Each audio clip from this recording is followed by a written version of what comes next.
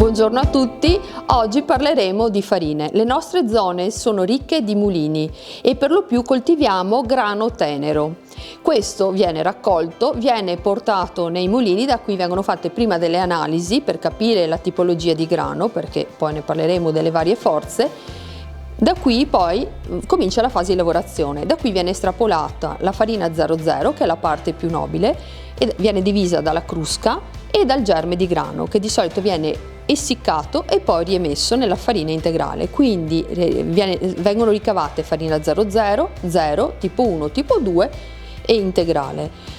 La differenza fra queste farine dipende dalla quantità di crusca che viene poi reinserita, quindi separiamo l'endosperma, che contiene la farina 00, quindi la parte più nobile, la parte di crusca.